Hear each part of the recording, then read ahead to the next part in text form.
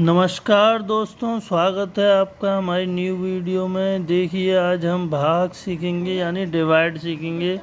जैसे 3 का टेबल पढ़ना है 12 में या 3 का टेबल पढ़ना है 16 से, तो किस प्रकार से किए जाएंगे ये सवाल।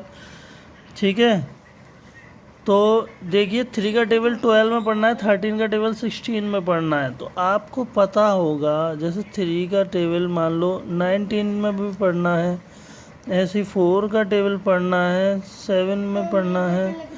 कभी भी ऐसे सवाल आते हैं, हमारी सिंपल सी बात होती है, हमें टेबल ही पढ़ना होता है, लेकिन ये जो नंबर लिखा होता है हमको इस तरीके से टेबल पढ़ना है कि ये जो नंबर है ये पूरा पूरा कट जाए, या फिर इससे बड़ी संख्या नहीं लेनी है, छोटी संख्या लेनी है।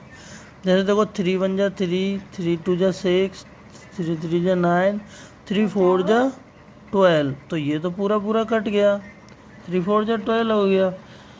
अगर मान लो ये पूरा पूरा नहीं कटता है, जैसे 13 1 जा 13, क्योंकि 13 2 जा 26, अब 26 आप देख पा रहेंगे 32 जा 36 हो जाएगा, लेकिन 16 से बड़ा है।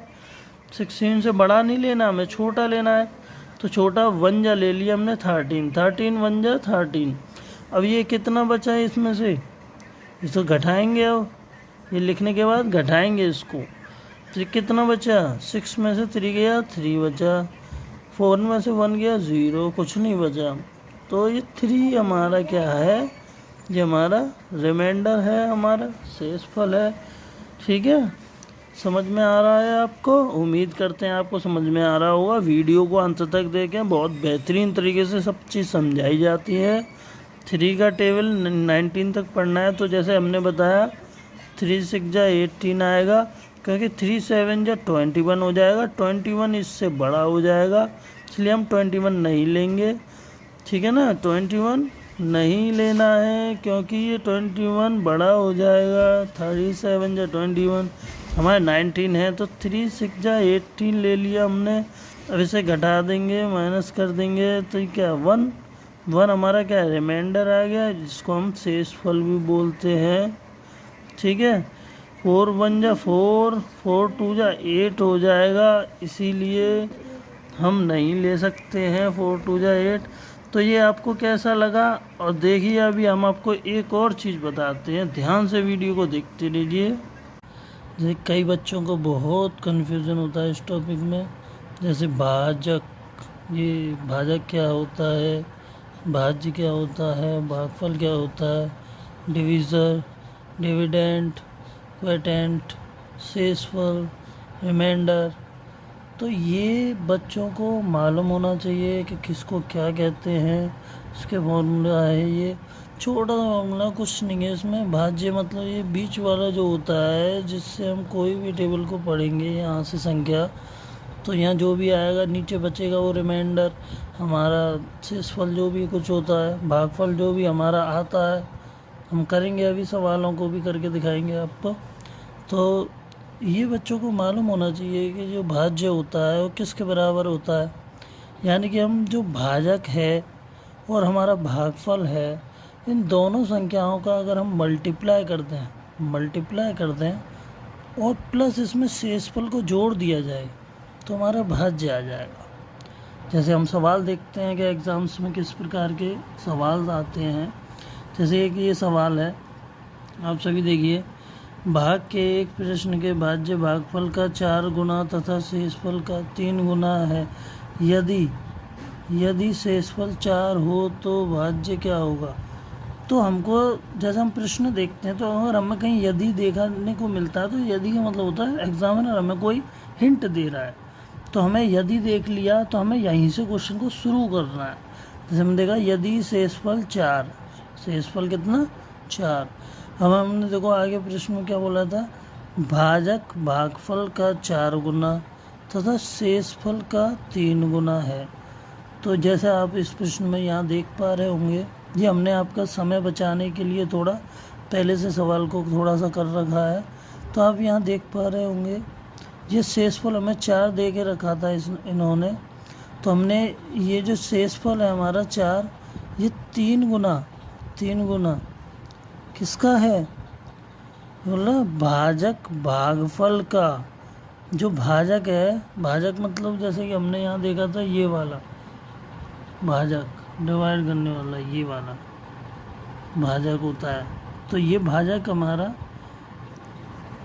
इससे 3 गुना कर दिया हमने शेषफल का, तो हमारा ये भाजक निकले आया। ठीक है, इसी प्रकार अब आगे देखिए भागफल, ये रहा, ये वाला भागफल होता है। इसमें क्वेश्चन में इसने कहा भाजक भागफल का 4 गुना, 4 गुना, तो ये 4 गुना कर दिया हमने, 4 गुना हो रहा है। ठीक है, 3 4 जा 12 या 3 चौक 12, समझ गए।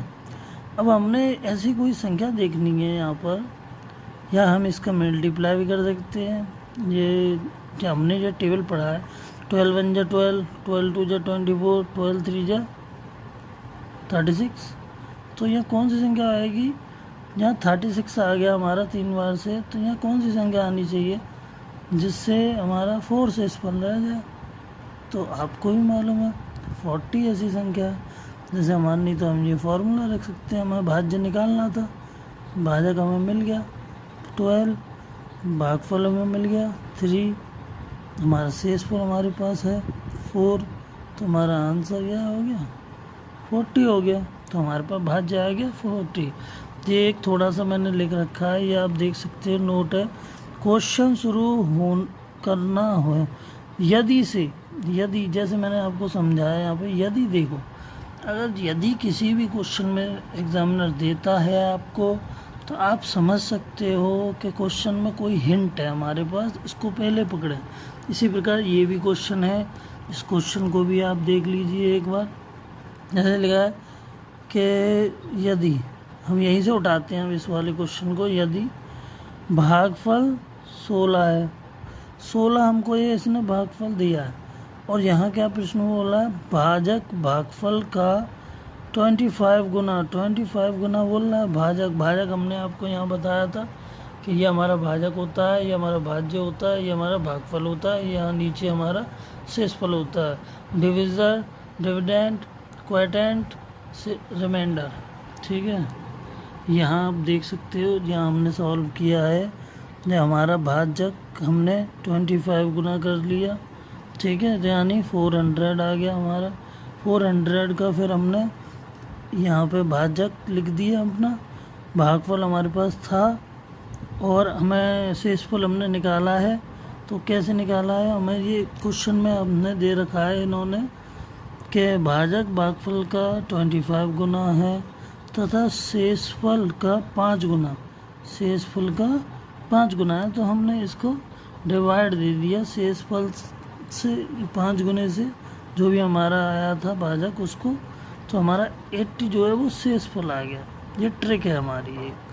ठीक है, तो इसमें अब भाजक भागफल शेषफल हम तीनों को लिख दिया, जैसा कि हमने भाजक भागफल का मल्टीप्लाई कर दिया और शेषफल को उसमें जोड़ दिया, तो हमारा आंसर जो है वो निकल आया।